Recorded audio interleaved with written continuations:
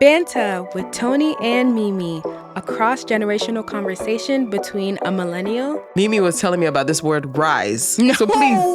Or is it Riz? You said the word wrong. It's Riz. It's not my generation. And a Gen Z. So I already clocked that. Like my grandma says, clocked. Oh, I said clocked. I just got her to say clock. I already clocked. And she used it right too. Kick back and enjoy as we laugh, feel, and heal.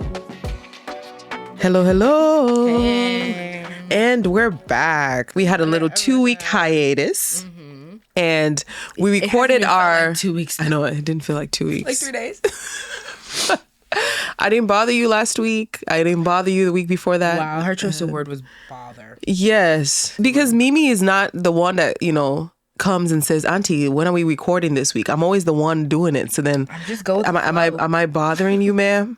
No, you're not bothering me. It's just like my head's everywhere. So sometimes I do need you to call me and be like, Mimi, you remember we have a podcast? It's like, oh. But then I'm like, I don't want to have to be the one to always tell you. True. Like, Mimi, we have That's a understandable. Like, it's our partnership. So, sometimes you have to be, when are we recording this week? Or I'm planning this and I'm planning that. That's where I'm coming from. Okay. Understandable. You get it? Yeah, I got it. But how was your 2 weeks off? What did you do? What's the most exciting thing you got to do when you didn't have to think about Banta? What did I do for spring break? I don't know. Don't ask me. I did my hair. Yes, you did. I did a lot of self-care and pampering. There, let's say that. And you went out with your friends, right? Yes. I love my friends. And and I started Ramadan. Oh, yes. You started. So Fasting. that one's, I guess we're talking about it now. Okay. So we're Christian. Oh, but, yes. I mean, Yes. I'm only going to, I've come to the part in my life where I don't want to explain this every 2 minutes. Every single time. So this will be the first and last time I talk about this. I don't mind, guys. And it's good that it's going to be on a podcast. So it's there forever. And I don't have to revisit it again. Exactly. I'll be like, I talked about it on episode 12 of my podcast with Mimi. So you can go there and look. So my grandmother, who's your great grandmother, was Muslim. Like everybody on my mother's side of the family was Muslim at one point, and they all converted to Christianity. My grandfather, so then my grandmother's husband, who is my mother's father, was an imam in the mosque. And imam is like, I don't know, the closest thing you can think of would be like a pastor of the church. Preacher. So like Islam was a big part of our family culture and identity. And a lot of us obviously converted over to Christianity and all that. But I had such a close relationship with my grandmother that one of the ways I've honored her since she passed was for Ramadan every year I fast. And a lot of times it always coincides with Easter.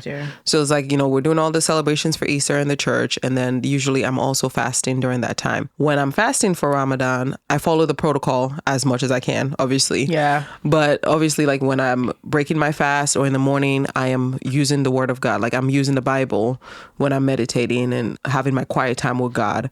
And every year I have gotten better and better because one of the things I feel like the Islamic culture had was this discipline. Like it's just, there's just so much more discipline than we are as Christians. Like sometimes we just have to be honest. And so fasting during Ramadan just helps me kind of like readjust that back because I get to see a lot of the areas where I'm like lacking discipline in. I get to have time, a whole month to really dive deep into the word of God and, read passages that I might have not read before, get an understanding in a way that I haven't done it before. Right. So every year it's gotten better. Like the first year I could not even make it through that, fasting time. Like, oh my God, I'm so hungry.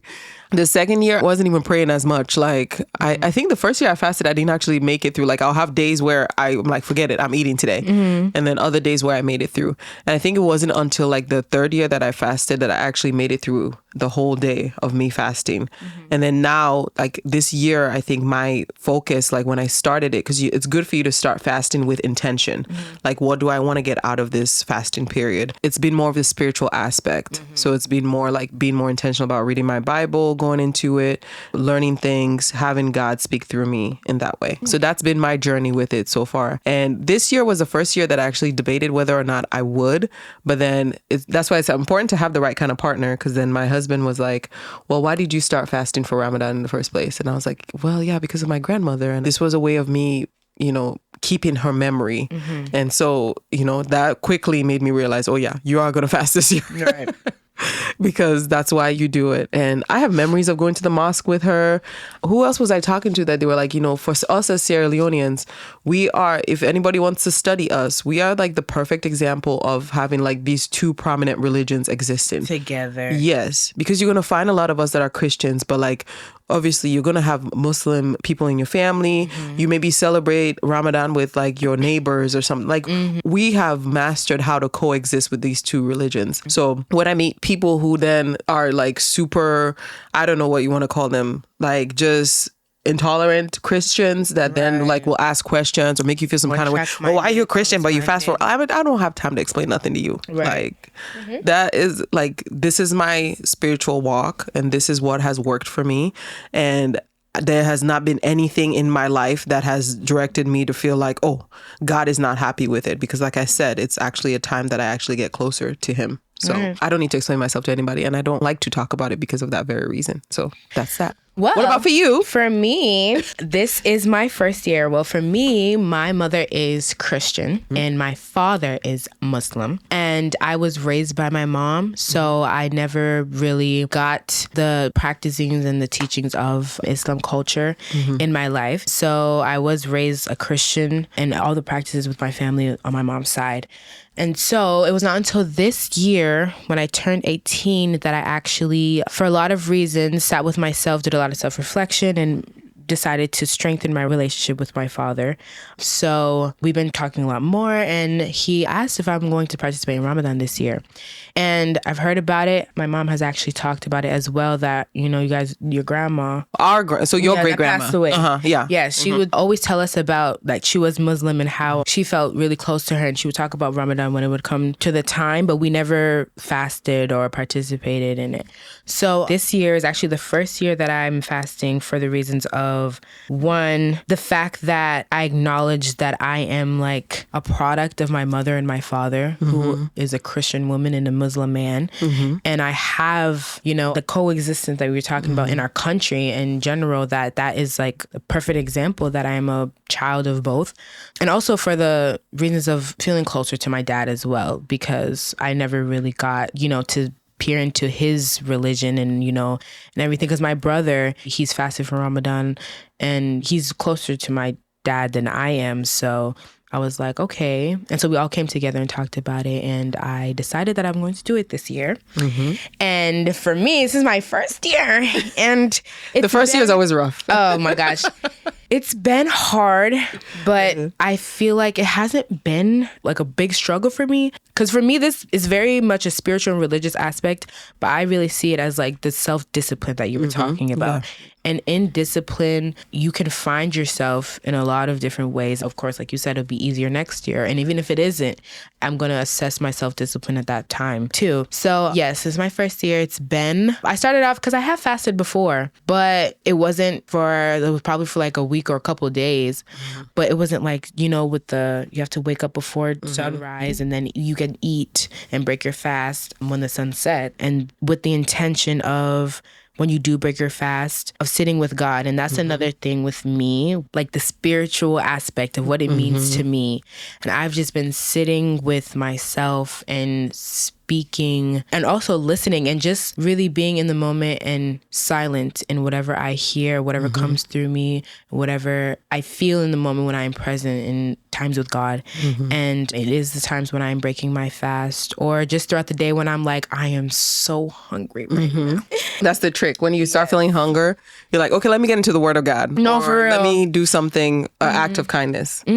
Because we are supposed to be doing acts during this time too. And like we fed the homeless during Thanksgiving. So I was thinking, I was like, what am I going to do for Ramadan this year? Like, so I thought about preparing a meal. And outside of Ramadan, I've had this mission because it was just something that came into my spirit to give to like 12 different churches over the next couple of months. Oh, wow. So that's already happening. I'm at like number 2. Oh, wow. I have 10 more to go. But still, she's at number 2. Yes, I'm at number 2. I have 10 more to go. So I was like, okay, will that count as my active service? But I was already doing that before. So I haven't thought of it yet. So maybe that's something we could do together. Like once we decide like what is our act of service going to be.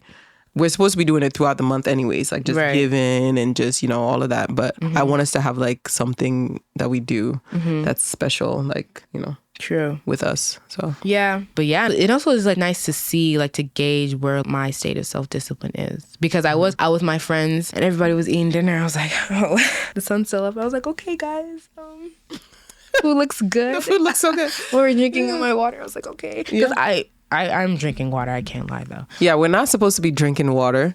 And I was not drinking water up until like today, really. But I decided I need to start drinking water because I told you before, I take spironolactone. Right. And that is a diuretic. And I'm already going to be at a deficit. And I have to take that to help me with my hormonal balance and stuff.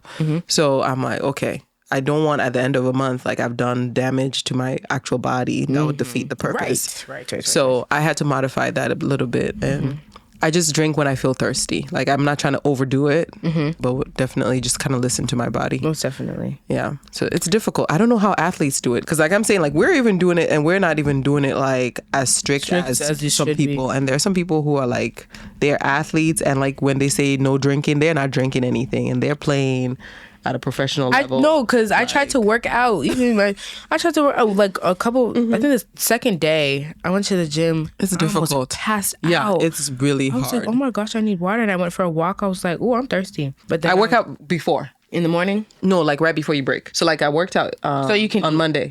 Okay. So that way, like right after my workout, I can replenish my body of what I just lost. And then it's a good way too to make it towards the end. Because, you know, like sometimes towards the end, it gets a little bit difficult. So the other day I worked out for like an hour. So by the time I was done and I took a shower, it was time for me to break my fast. Okay. So if that's a little tip that might help you, just do it like right before you're about to break. Right.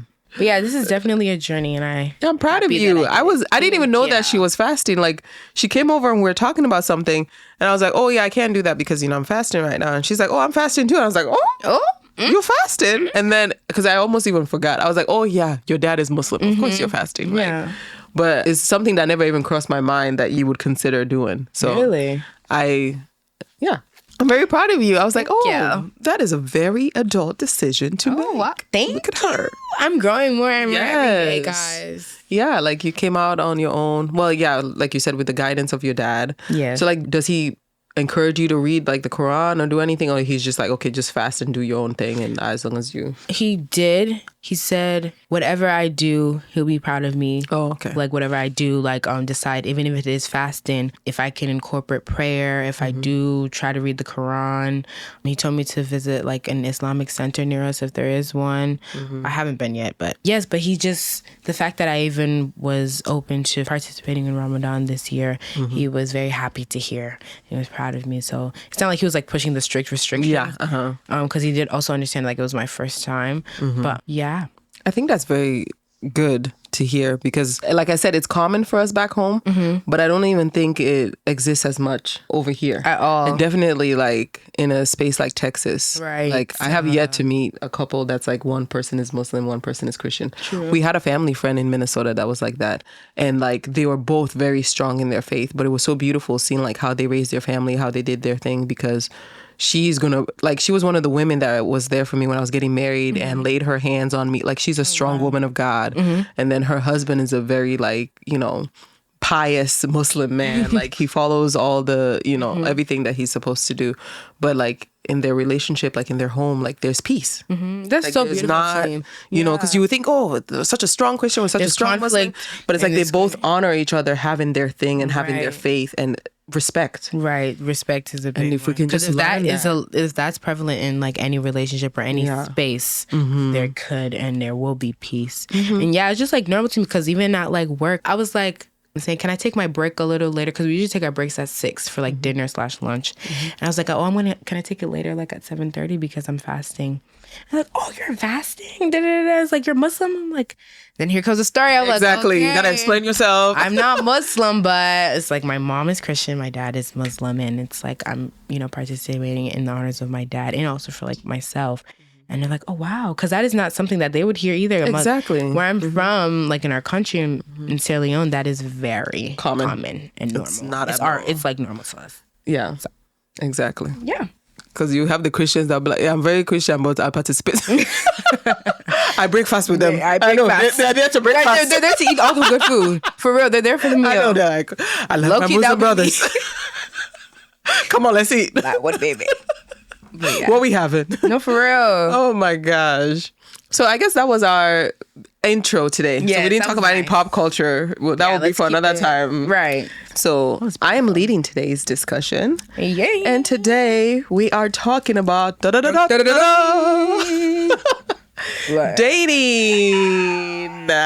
Mimi is nerve-sided. What's that word? Mimi is nerve-sided. Nervous and excited. Yes. Mimi is nerve-sided. What is dating today? So there was one word that Mimi taught me like a couple of months ago. So I want her to explain that word. Mm-hmm. So like, you know, we had like the days where like pickup lines, like, are you from Memphis? Because you're the only 10 I see, you know? Girl, you must be tired because you've been running through my mind all day. You fall from heavens. Are you an angel? Because you just look like you an angel because you just fell from heaven. Okay, bro. Those were legit pickup lines. Like now, those are jokes. Those they were jokes back then too. Actually, how guys would pick up girls or how people would pick up people. I'm like, oh, that's nice. Oh my gosh. Okay. So yeah, that's what we had back then. And now Mimi was telling me about this word rise. No. So please, or is it riz? Riz or rise? You said the word wrong. It's riz. It's not my generation. It's riz. Everybody. Riz. Okay. So Mimi, please explain to those of us who are old what riz is. Old is crazy. So basically, riz, I even found out. I just thought that it was just a slang that we use for like basically how we quote unquote pick up. But riz is like short for charisma. Oh. So it comes from the word charisma. Mm-hmm. And so basically what riz is, oh my God, it's so corny, bro. Okay, so it's like how a guy tries to use his charisma to the best of his ability to pick up a girl. Mm-hmm. And it started as like them gesturing with their hand for like a girl to come on over, and they make this like sly face and they bite their lip. And it was like a joke, right? No, for real. They bite their lip, ew, whatever. And then it's like, or they look at a girl, or okay, it'd be like they're walking past each other.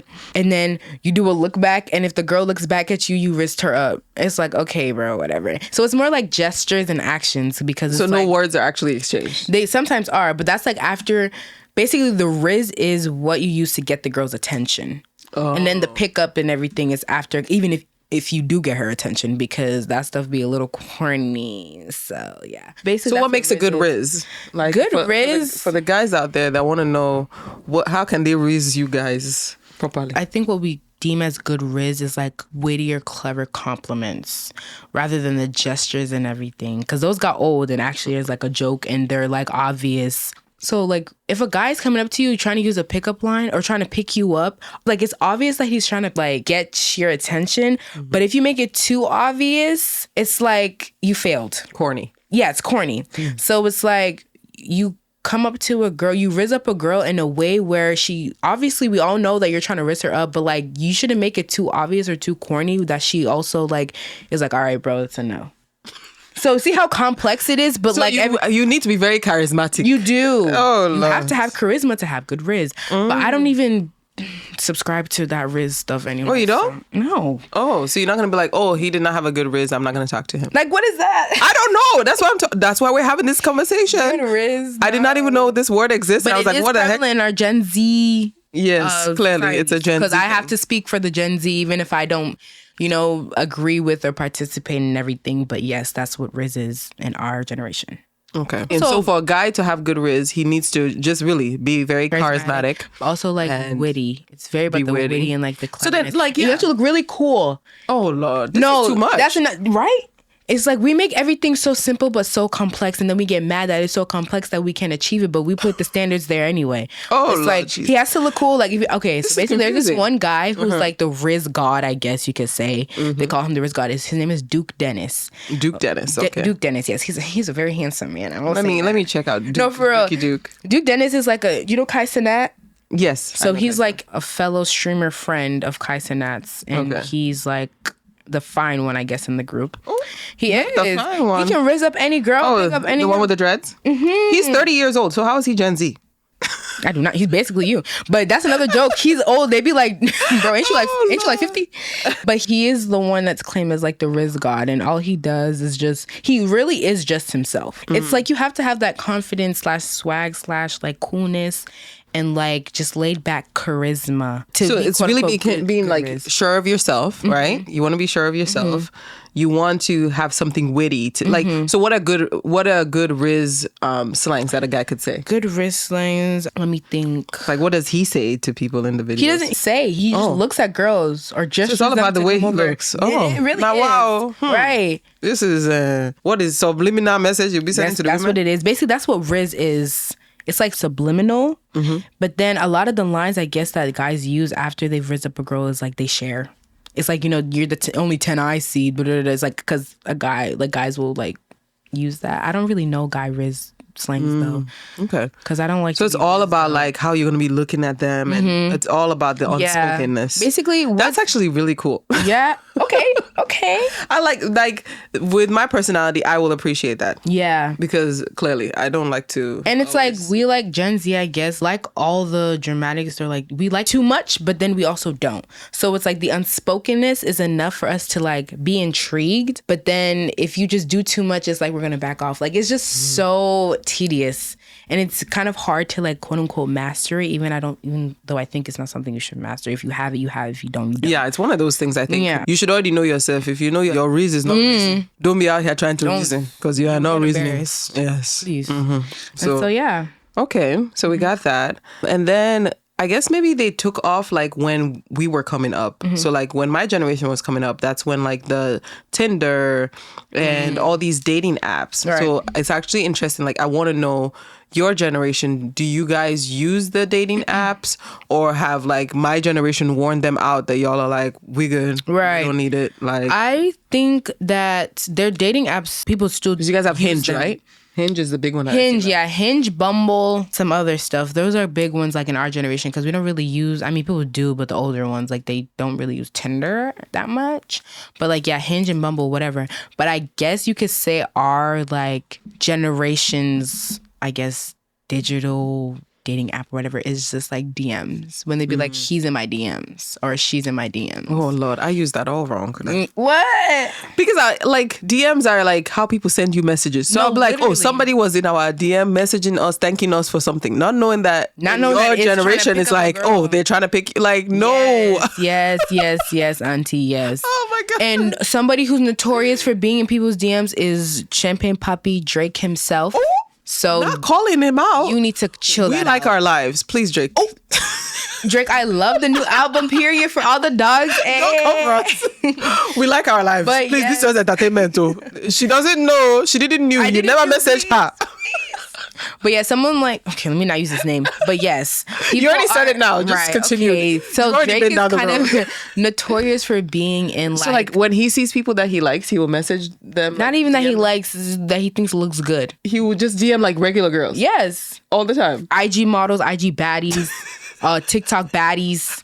Round the way baddies. Not round the way. What the heck is a round the way that's baddie? What it is. Like that's what our generation is. You don't even have to know somebody to see a picture of them, and then when you just based off how they look and like, oh, she looks good. Oh, so it's very superficial. No, y'all need to work on that because that's a big. That's why the relationships are not lasting because y'all are basing it off all of these superficial things. Like for real, like it's very surface level, very superficial, very nothing. No. So basically, so you don't even know if the girl can carry a good conversation. Like I'm just one of I guess I'm old school like that. Like I need somebody who can carry a conversation, who I can be like in an intellectual debate. Like for me, those are the things that are sexy to me. Me as well. So if you can't even, you don't know how to read, you can't even say nothing. Like what are we shaking my head? Who cares if you're cute? Like we can't have conversations about nothing. You don't have an opinion about anything.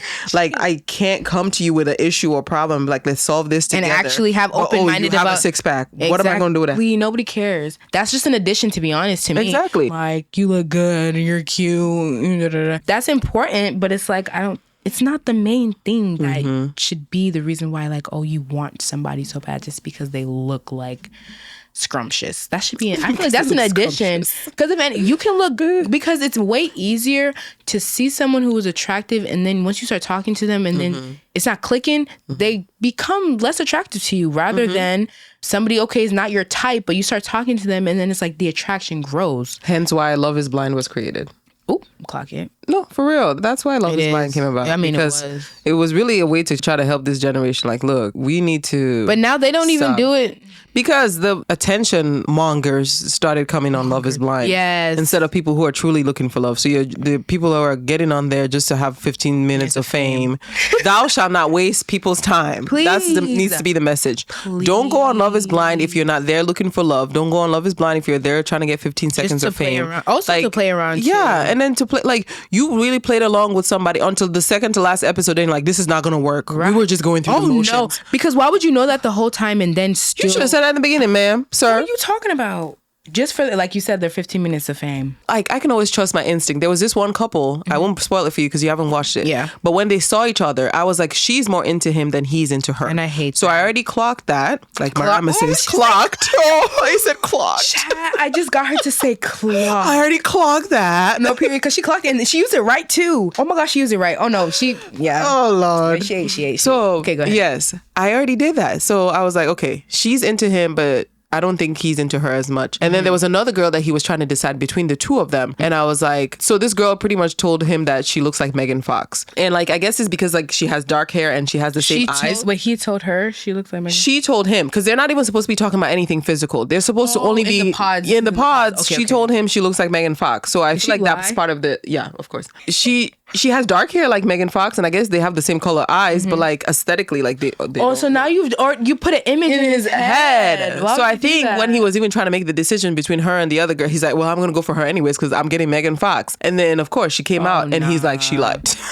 Oh my God. But for the rest of the time, it was so confusing because he's like, I love you. I want to make things work with you. You're the one I've chosen. But I'm like, from that first reaction when they saw each other, like, of course, she was like more into him. She was given, like, the way they kissed and everything. I was like, okay, she's more into him than he's into her. So I was like, this is not going to work. And you could tell, like, he was disappointed with what he saw because he had something in his head. And that's why they're not supposed to be talking about physical in the first place.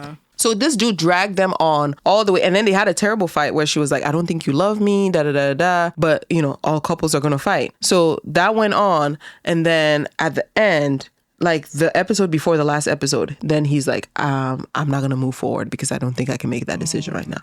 And I'm like, dude, you could have ended this when you saw her and you knew you weren't really into her because when I read the body language, I could tell you weren't into her as much as she was into you. Because although she did it to herself, nobody asked you to go on for as long as you did. Yes, like you just drag it. And I'm like, is this what guys are doing out here these days? Do they tend to be in relationships and drag things on and waste people's time because... Auntie, yes. You know what we call that? What? Love bombing. Oh, okay. And there's also, oh my God, there's so much stuff. Okay, so basically, there's love bombing, there's the 3-month rule, there's breadcrumbing and all that. What the heck is, okay, explain. So basically, love bombing is you can call it a manipulation tactic. I was actually having this conversation with my friend the other day.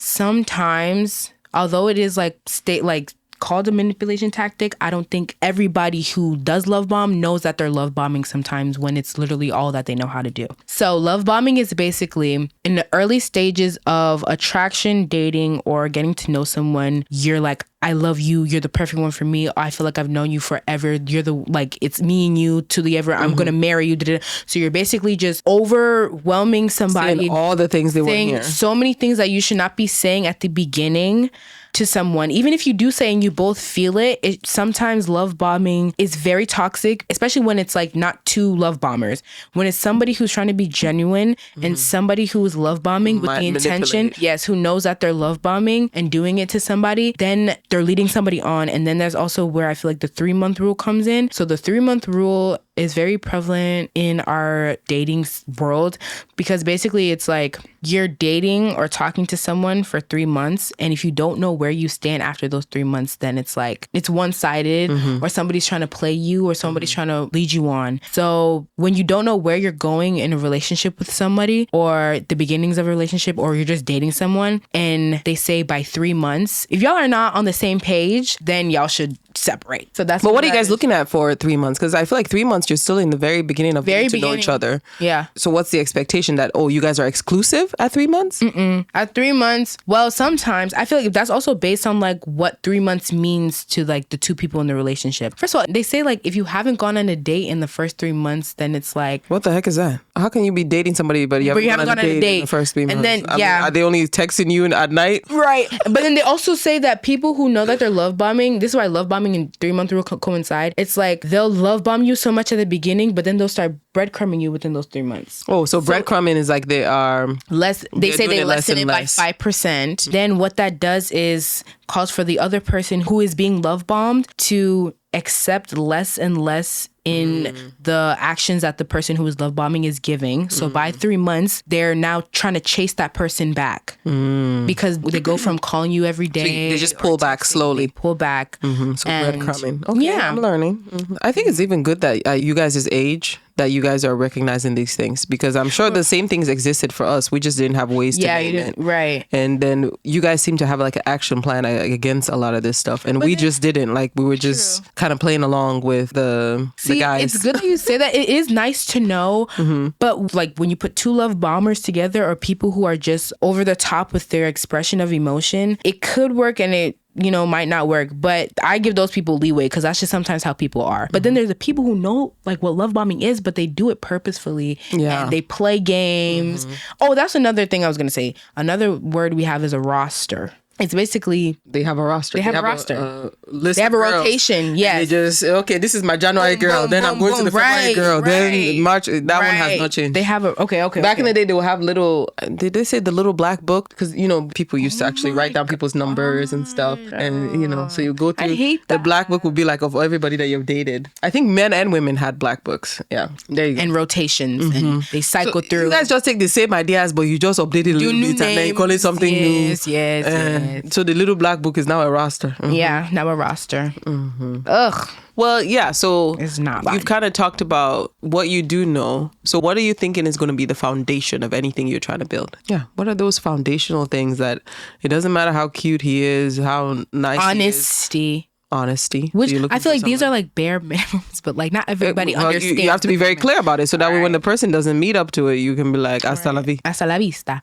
So like I feel like honesty and communication, because I feel like if we're both mature, why can't we talk about anything like on our minds and not be childish about the answer or clear to each other to save headache and confusion. I hate that. I hate beating around the bush or not being clear. And also lying. Because why are you lying? Especially when I know you're lying, but I'm asking you, it's okay if you tell me. You don't have to like lie. Like I already know, but then you still choose to like. It's like, okay, weird.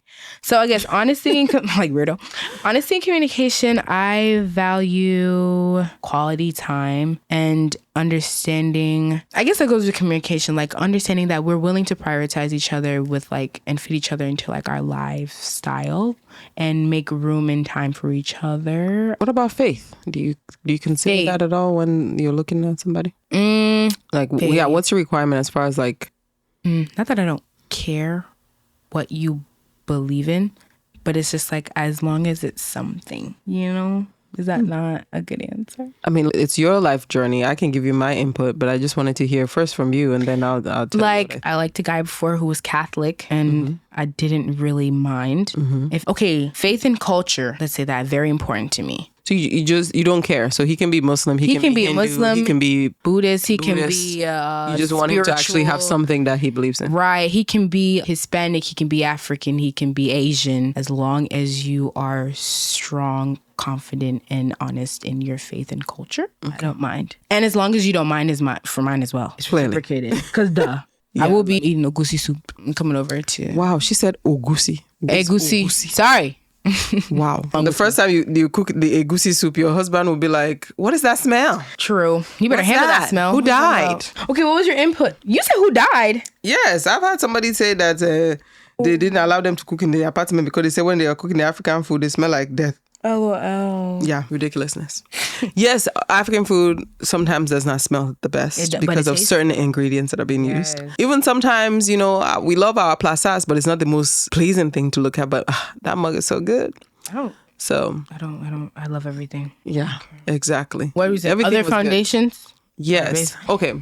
So when I was younger, I used to go to a church that had a good youth program. And I feel like that was one of the best decisions my parents could have made for me. Because at the youth church and stuff, you know, we'll talk about things that are relevant to what we're going through at our age and everything else. So there was this young couple that came, and I think he was like the son of the pastor or something. So him and his wife will actually lead the youth ministry. And I thought that was cool, like, especially now when I look back at it, because they were a young couple that just got married and everything else. But then, you know, in some ways they could kind of be like something that we looked up to, right? As teenagers and all that. Right. And one of the things she told me was, she said, when I was younger, when I got down on my knees and prayed for a partner in life, I asked for a man that loved God more than even he loved me. And I was like, that's interesting.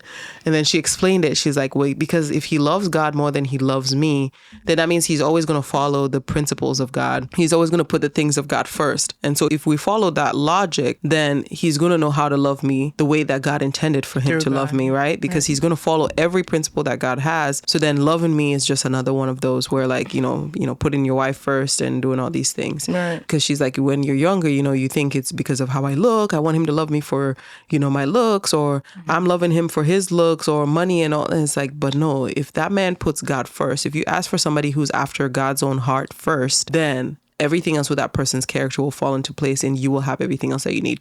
So I took my pretty behind home and got on my knees and I said, God, and I'm like, please, whoever you're going to put in my life, I pray that they love you more than they love me and that you give them a heart that goes after you and all that stuff. And that was my prayer. And this was like in my teenage years, and then I left it there. But there was a part of me, like, even when I started dating and stuff, I would look for what I thought represented that. In finding my husband now, he didn't necessarily fit that from the outside looking in, because like I told you before, like he was like an athlete and all the, like, so I was like, no, I'm not checking for that. Don't want that. Like, not feeling that. And so he didn't even fit what I had thought in my head of what that man will look like or manifest like. That's why I find it so interesting for your generation that so much is going about like what you think the person, because sometimes the person that's for you is not always even going to match up to what you've been like, you know what I mean? Right. Sometimes you have a type. You might be like, okay, this is what I'm looking for. This is what I think fits. But then the person that fits into you might not fit that puzzle. Fit what you think. Exactly what you think that you want. So he was a perfect example of that, because I was like, I don't want no athlete. I don't want a guy that everybody is like wants or that was uncle. Yeah. So I was like, please stay away. So I remember like even in the beginning of him like trying to talk to me and stuff, I'm like, not interested. Bye. You ain't it, buddy. I think you. And then as the years go by, especially like as now we have a family where we've grown in marriage, I'm like, you know what? That prayer that I said, he matches a lot of those things, because like sometimes I don't agree with his method of going about doing things, but at the core of it, it's like the faith is what's driving it. Like he really truly is trying to say, like, live up to what God's word says, what is expected of him. And sometimes I might not even agree with it, but then when I look back, I'm like, okay, I know at the core of him, at the center of him, is because he's trying to live up to God's word and what he said about this and what he said about that. So that's just from somebody that's on this side. I'm not saying my way of doing it is the best way. That's why I asked about faith, because I feel like that was advice, obviously, that was given to me by somebody who has already been married too. And that's the end goal. Everybody wants to find their person and be married and all that. Right. But it's finding the people or the person that even when you don't see it, even when you might miss it, but it's like their heart, like the way they carry themselves, how they treat others, how they sometimes, you know, for uncle, he's like, he challenges things and he challenges people, and people like that are not always going to be the most loved and the most liked. But when you have a quiet moment and you look back on things, you be like, okay.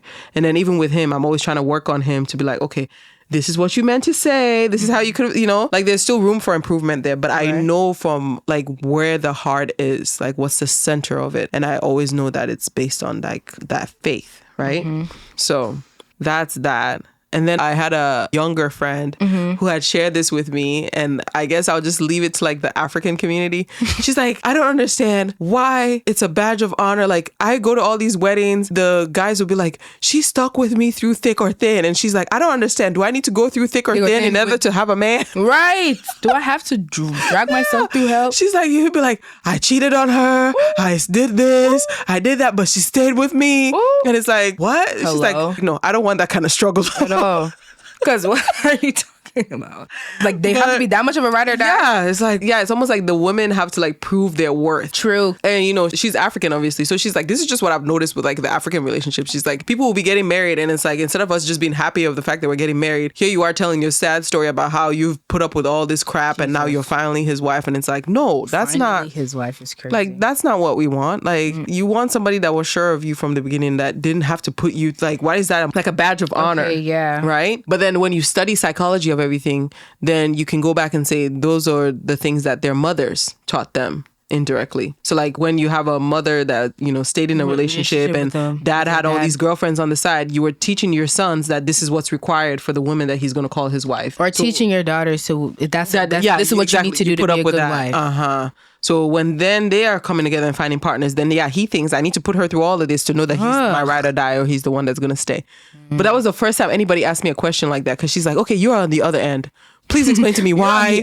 Exactly. She's like, please. I'm like, and I had no answer for it. I had to sit down in my thoughts and like really examine it. I'm like, you know what? She's right. Because she's like, that's what makes me scared to like even try to date an African guy, because I don't want him to have put me through the Olympics for him to decide I'm the one that he wants to be with. Yeah. Like, yeah. Oh, you're shaking your head. No, yeah. Because that's like also another thing, because like dating is also different through culture, not even in like America, but like in African culture, the dating is different, and like, you know, Hispanic culture. And there's like also... And even the African culture, we're not even monolithic. So you can even say the way Nigerians date, from how Ghanaians date, from how Sierra Leoneans West Africans, date. East Africans, West African. Like you can even break us down into like smaller sections. Because I can't lie, the West African dating culture is kind of scary. I'm sorry. Because that's where what you just said, that's where that lives. That's where that lives. And I'm not trying to live there. Like, Because what you mean? You gotta put me through all these tests. Right. What about taking the MCATs before you decide that I'm the baby with Tasha before he's standing at the altar with me? What are you talking about? That's how I knew you were the one. Because I did all these things. You're my ride or die. That's why we're here right now. I don't want that, sir. That doesn't sound fun to me. And then you're saying it on the wedding day too. Like why are we telling these stories on the wedding day? Everybody. Oh my God. I was laughing when she was telling me this. She's like, straight up, you'd be like at a wedding and trying to have a good time, and somebody's telling you about all the suffering that they have suffered. We're supposed to be celebrating love, not pain today, but okay. Oh my gosh. But that stuff is real. Okay, so good to know that even your generation sees that stuff too. Yes. Well, the smart ones. The smart generation. I can't lie. So it'll be interesting. I wonder, if we had more people on this show, this will be a good conversation to say, like, true, what are the differences within our African culture? You know, because a lot of times you don't like to stereotype a bunch of people together and say, oh, these ones do this and these ones don't do that. But what did they say about every stereotype? That there is some truth in it, but it's just not the only truth. Only truth. Chimamanda said that. Ooh, clap. Okay. Chimamanda. Yes, she's like, the problem with stereotypes is not that they're not true, is that you know, people make exactly. They become like the only truth, and that's not always, you know, true. Yeah, exactly. Right. Because people are not monolithic. Right? Yeah. So I might not even be acting like the typical Sierra Leonean. So you look at me and be like, I thought all Sierra Leoneans. No, they don't. Uncle has that conversation with me all the time. Because he said, based on our family, he thought all Sierra Leoneans were like tough and they talk fast and they're like, he's like, and then I've met some Sierra Leoneans that are very calm. I was like, well, my family is full of women that like are tough and talk fast and we're like in your face kind of thing. So I'm like, no, they're calm Sierra Leoneans. We're not all rah rah rah. We're not all rah rah big time boom. Bing boom bow. Bing boom bow. Literally. All right. Anything else you want to talk about dating? I'm just waiting for my husband to... While you're waiting, we're working on ourselves. Yes. Well, I'm not waiting in the sense of, oh my gosh, wait. What? Well, we have to be very specific. I have to We're not out here just holding on. Clear. I am becoming the best woman I can be. And so when you meet the right person, you are 100% and they're also 100%. And together, you guys are 200%. 200%. But why do I have to be 100% to meet my guy first? As close as you possibly can be to 100. As close as I can be. Yeah, but don't be out here, you ain't got no education, you ain't got no money, but you want to be with a multimillionaire. I never understand those kind of girls. Please make it make sense. I'm like, you want to attract the kind of man that's at that level, but you are not. You're not even close. You're not even mid though. That's always So please, how are you going to come to his life and add to it and make it more... Explain to me. Did you ever hear about that like Cheesecake Factory thing or that list of restaurants that where don't take me? I like Cheesecake Factory.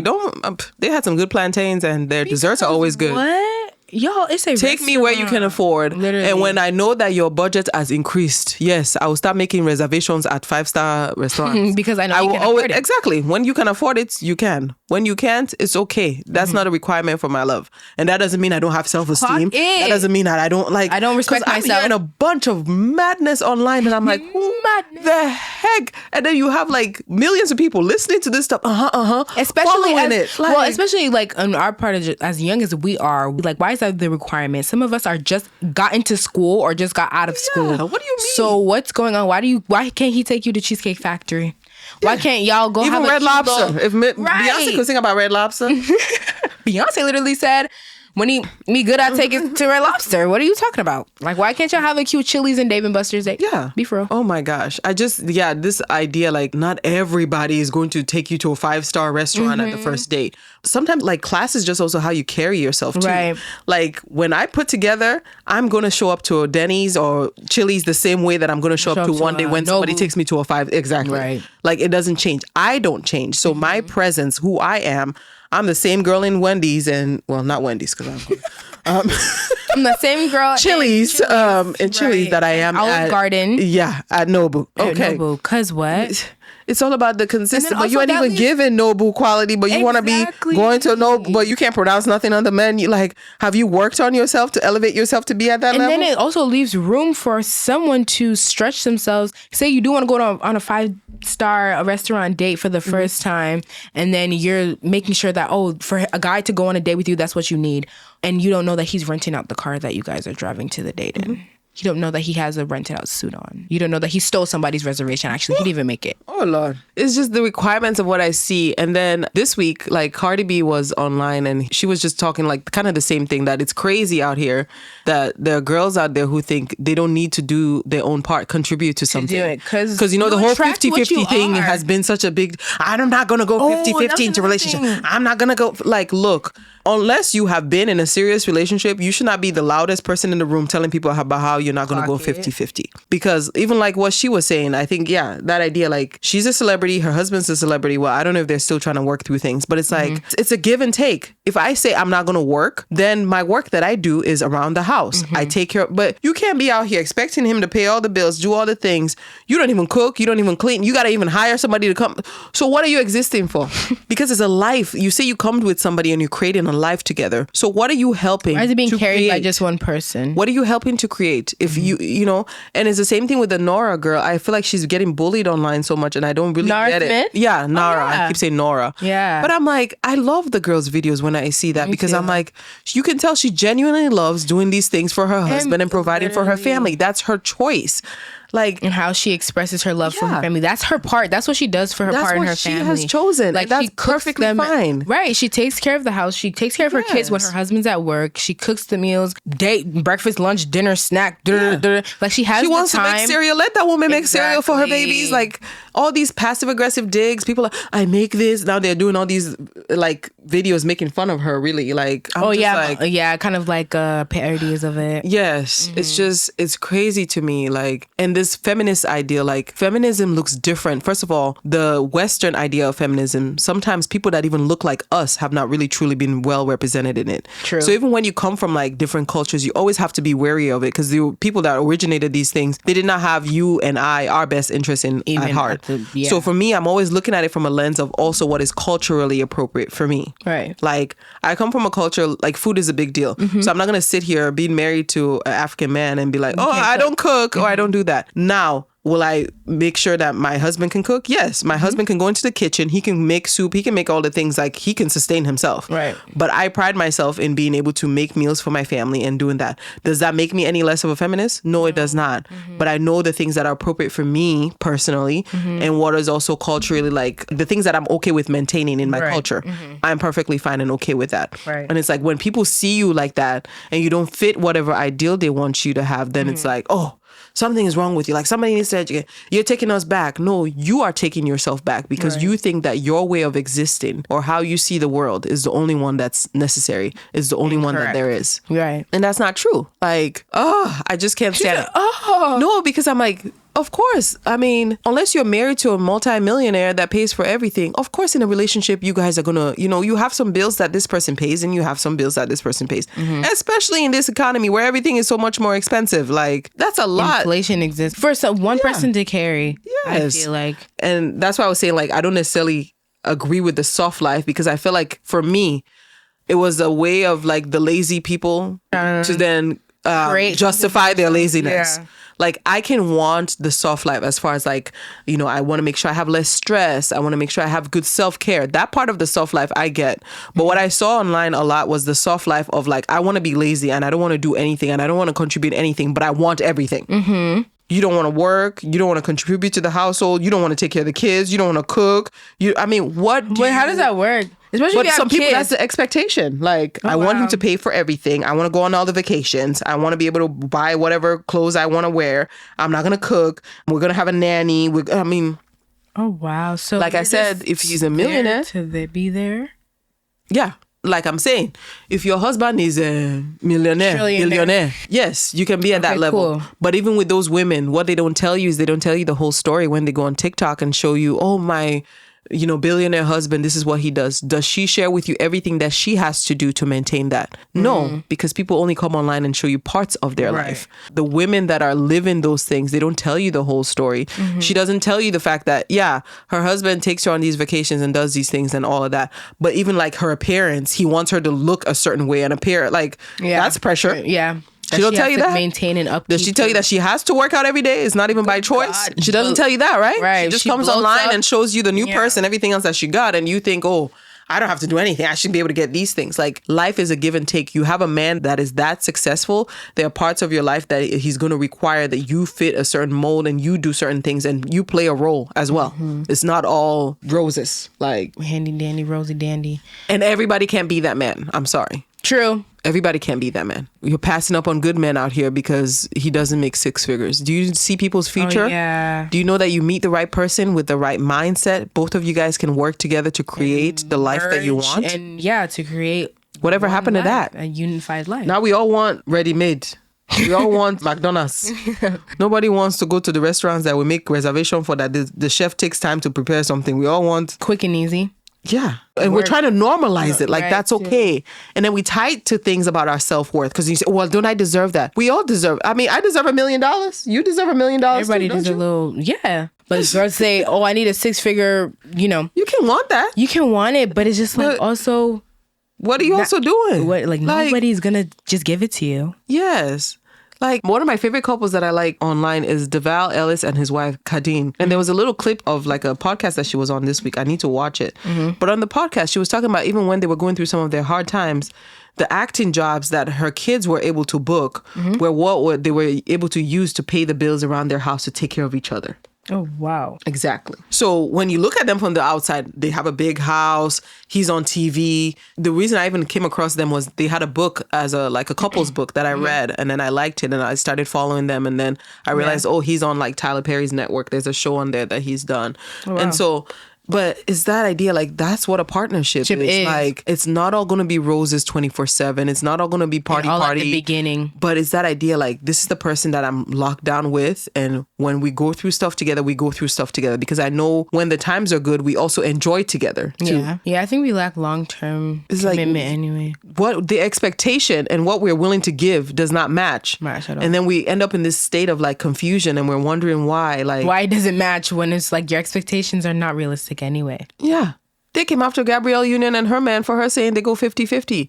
If that is what works for that woman in her relationship with her man, let her be. Out here telling her man don't love her, he don't like her because she's going 50-50, he's a millionaire. Well, so is she. Right. They can go 50-50 because they're both at... If that's a choice that she's comfortable with, that she makes, it's perfectly fine. And then somebody brought up the point. She has a whole payroll of people. He has a whole payroll of people. So is it fair for them to get married and now she's saying, oh, you have to pay for all my entourage and me. True. Because, I'm married to you and you have a lot more money than I do. That's a lot. I can't. Marriage is too much. Right? But those are the things that I feel like are setting the foundation for how people are trying to have these generalized views of what a relationship is, a working one, a good one is. And it's so skewed, like it doesn't make any sense. there was a reason why there are some foundational things that we can learn from the relationships in the past. And then there are things we can change, but we can't say we're scrapping everything and we're just going to start. No. Okay. And we're not even replacing it with things that are good. Like, it's just a bunch of noise. So subscribe to what works for you. Yeah. Okay? You might not be a 50-50 girl, but you know, your husband maybe pays for 70% of the stuff in the house and you do 30. And there are things that, you know, look, I don't like to pay bills. I just don't. That's just the dang truth. Do you like to pay bills when you have to pay your car note and all those things? Who likes to? Yeah. So to think that, oh, he should then pay everything and then I just get to just say la vie with mine. No. Like, I'm contributing something to the house, right? I'm doing something. And then that's your self-worth too. Like, when you look at your home and look at everything around you, like, man, this is what we built. Together. Yeah, not just what he has. Because guess what? When he's the one paying for everything, when it's time to leave and go, guess what? He's going to carry everything. Because it's all from him. He's paying for it all. He paid for it. And then you're going to find yourself, like, what if your relationship doesn't last? And now you don't have a job. You've never been educated. You don't know how to provide for yourself. And then you're going to think you're going to be divorced with him and then he's paying all your bills.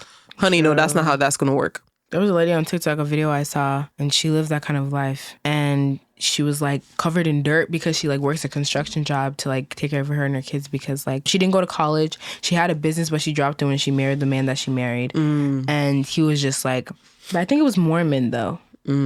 She was like a Mormon. She was in a Mormon marriage. So when they divorced, like she has nothing.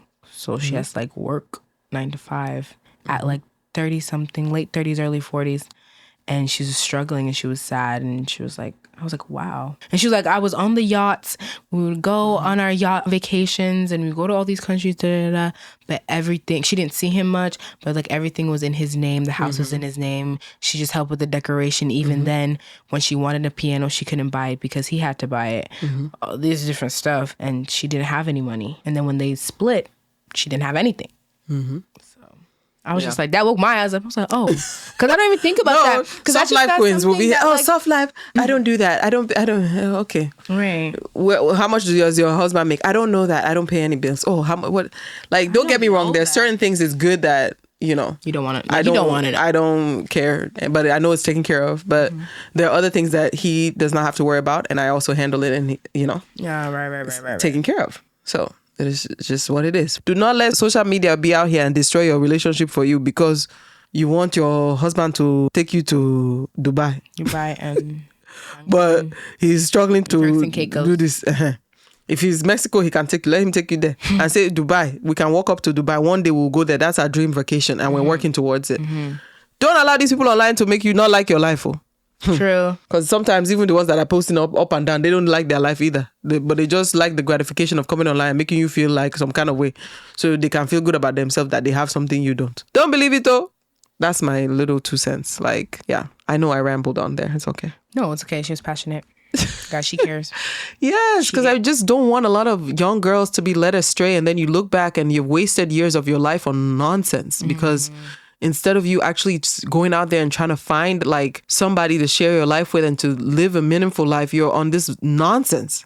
Like, I know my age is coming through, but it's just pure nonsense. I'm like, what is this foolery that I keep hearing? Oh, wow. I'm happy. Y'all, she's not going to let me get to that point. Oh, no. If I even have an inkling of... She's screwing my head on. My head is screwed on straight. That I'm not even going to... Talking about how I want to be a kept... No. We didn't work hard for you to get education, so now you can just, you know. Be kept. And if that is what you and your husband have decided, because there are actually women out there, one of them that I know, was a doctor, but they're both doctors. So when they started having kids, she took a step back and stayed home and raised the children. And then later on, of course, went back to being a physician and all that. But that's your choice, and nobody should make you feel bad for it to say, oh, everybody has a place. Like... I knew for me, I could never not be a working woman. But do I look down on women that don't work? No. I'm just saying, like, whatever you do, even if you don't work, find a way to make sure you empower yourself. So, you know, maybe have a little side hustle on the side, even though you're a stay-at-home mom. Or your husband gives you money that you keep in a separate account that's for yourself. Like, something where you still have autonomy. Like, that's all I'm saying. But do you? Okay. So, dating is complicated. Like, I have a headache right now, guys. I'm exhausted right now. I'm old school with this one, but also always make sure you have a foundation in God. And, you know, it hasn't led me astray, so I'm still maintaining that. But whatever you do, be clear and have communication. And then what was the other thing that you mentioned? You said communication. What was the other thing you're looking for? Honesty. Yeah, don't be out here lying to people in their faces. Respect. Yeah, respect cherish each other. Me, and I'll cherish you. I'll expect you to cherish me. Intelligent and intellectual, man. Yes, please have intellect. Please. Know how to put together a sentence. Yeah. Have an opinion about something. Please, because when I speak, why are you asking me what word I just used? Please. Yes, know how to What do you mean you don't know what sympathetic means? Because if you don't know how to read, how are you going to teach our kids to read? Clock it. So yeah. God bless y'all. God bless y'all. Have a great one. Hold up, Nicki Minaj. This is for all my fans. All God the bless you. barbs. All of them. Bless y'all. All of them. Thanks, Nikki. Bye, guys. Love you. Next time. Love you next time. Bye, guys. Bye. You just finished another episode of Banta with Toni and Mimi. We just want to say thank you for taking the time out of your day to listen to our podcast. Have a blessed one.